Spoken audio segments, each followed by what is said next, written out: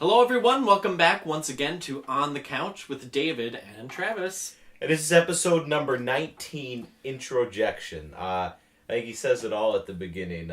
He says, or at the end, he says, it has begun. And I think this is really the beginning It's the beginning of the end. This is where it comes tumbling down, and weirdly enough, where it all falls apart and comes together. What did you think of this one? I thought it was really boring until the last 5 minutes, to be honest. Like, a lot of it was kind of stuff we had already seen before.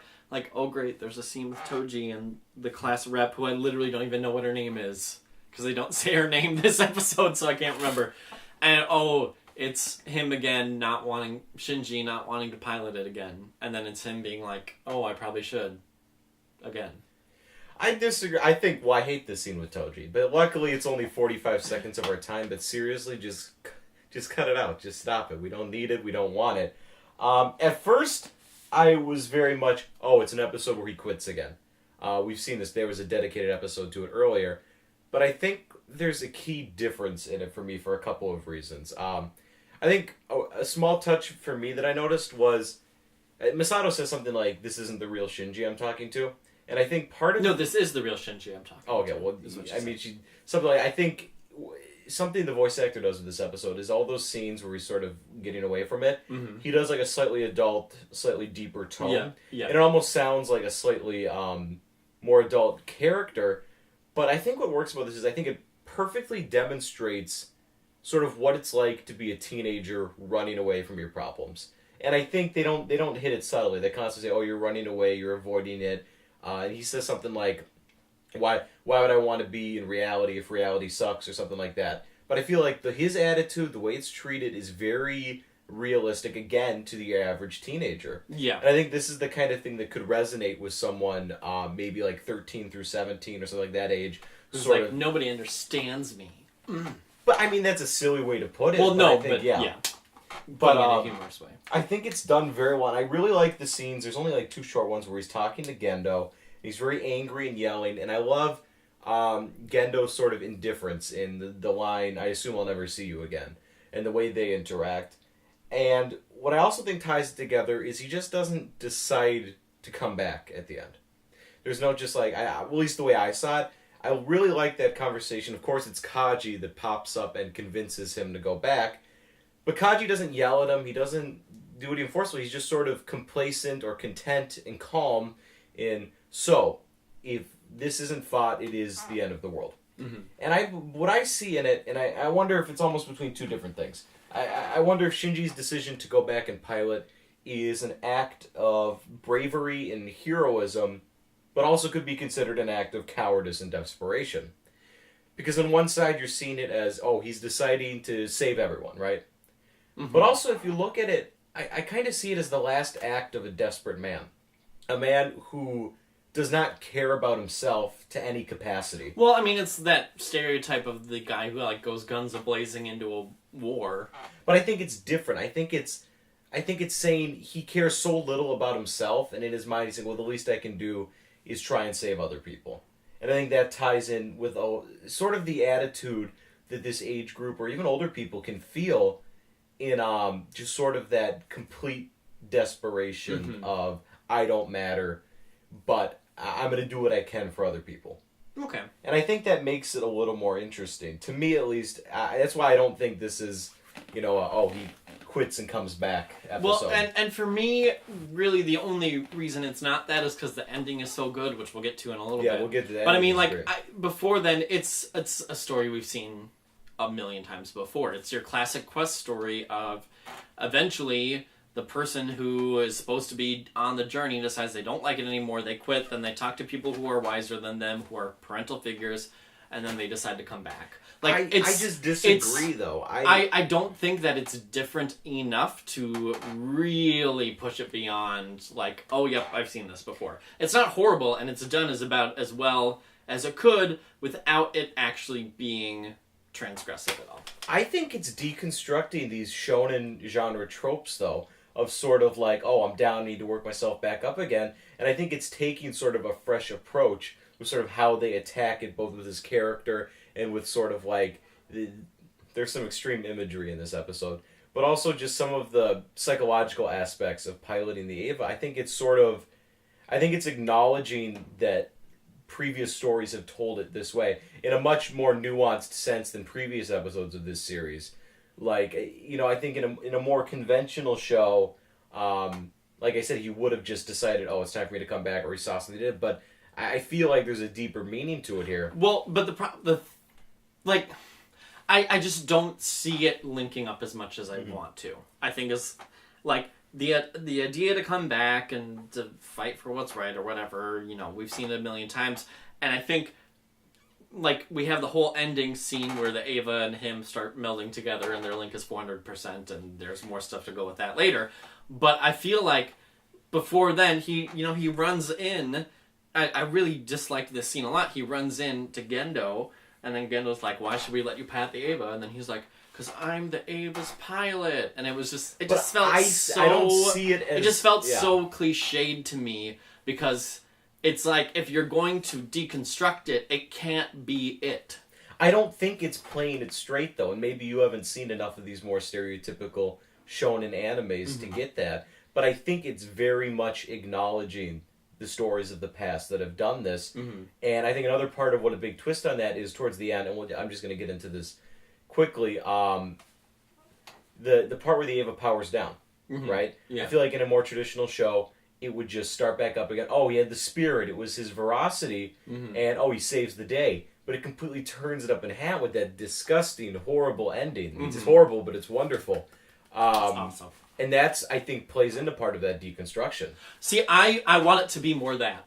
I want it to be more... Okay. I want it to be more... If you're, like... You want to be spoon-fed. No. If you're actually going to, say, do a critique of a type of genre and a type of story, you can't have that story the same way played straight, because I think it is played straight up until the end where the 5 minutes... I'm not saying it's critiquing it. I'm saying it's using it to the advantage of the story. I think... what it's doing is it's taking you... It's again plays in this thing I talked about a million times. Deceptively simple. Well, you think it's going to just start up again. Oh, he saves the day, and then it's that horrifying I get ending. the idea of, like, it's trying to lull you into the idea that, yep, it's going to form another basic narrative, like a narrative that we've seen before, and like, yep, I understand the tropes and what's going to happen. I think for me, just in terms of, like, as a 23-year-old person who's looking for more really pushing the boundary stuff, I just don't think it pushes it enough for me. But I get the idea of people who watch this anime have seen a lot of anime before, kind of understand those tropes, and so what they're expecting is one thing, and then at the end it turns out to be completely different. So I can see why that method of storytelling works so well for people really invested in the anime genre. For me... Medium. It's not a genre.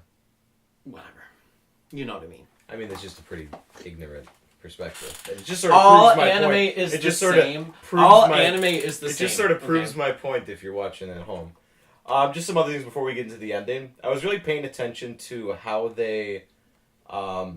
something I'm always watching for is what we like to do is... we probably mentioned this, but we have the English audio, but we keep the direct translation subtitles on. And I like how in the original translation, when they're sending the Avas out, they say Sortie, Rei in Unit 1 and Sortie, Shinji or in Unit 1 or whatever, instead of just send it out. Because I think, again, it adds into that idea of this being sort of a military organization and playing into more ideas of, are we doing like a child soldier thing? Are we doing like a forced military thing? I think that's a nice touch that I wish they'd kept in the English version. Maybe they thought Americans were too dumb to know what a sortie is. Probably. But I like that they keep that in. I wrote down a bunch of crap that's foreshadowing, but it doesn't really matter.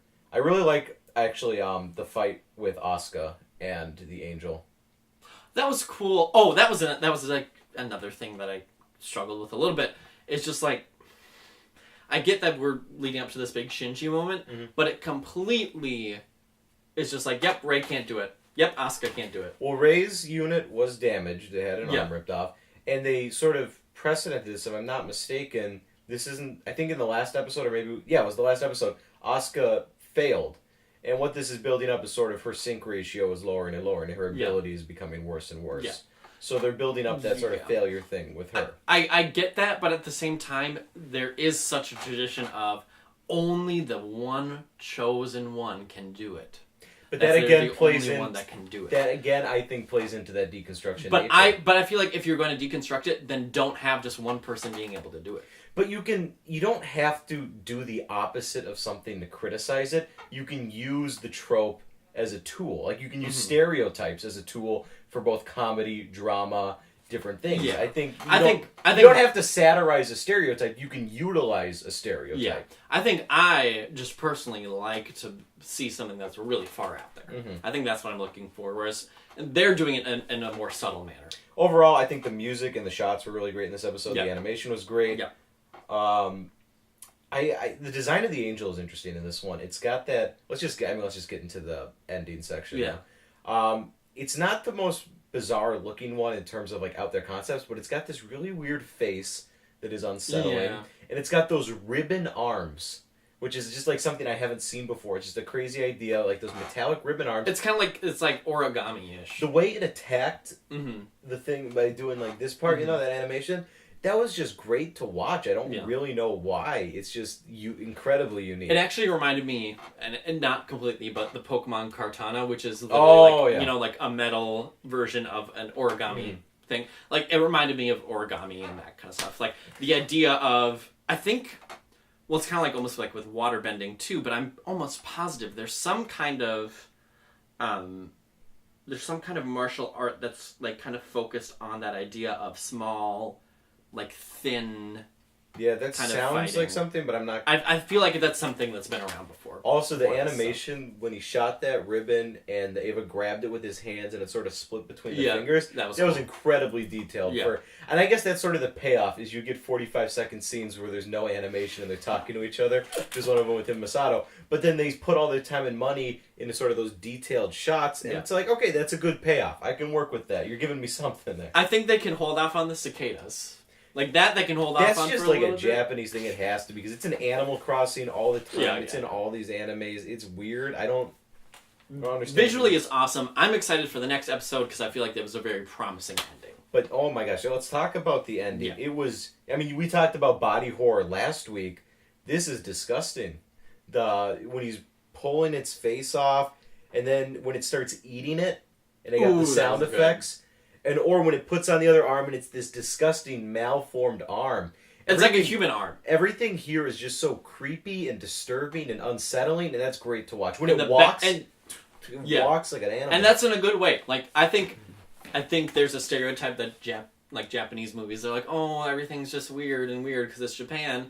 And sometimes it is not used purposefully. Sometimes it's just weird to be weird with no reason behind it. I really like this because there's a purpose behind it. It's the idea of the human and the machine morphing into one and becoming one entity. Also angels, also Adam, also... There's a whole lot going on. Well, there's a lot going on that we don't really have answers to right now. Yeah. We might never... I mean, it broke the casing off and we saw that it had a core like the angels, which makes you think, okay, is it an angel? Which I feel like is too simplistic of a conclusion to draw. Yeah.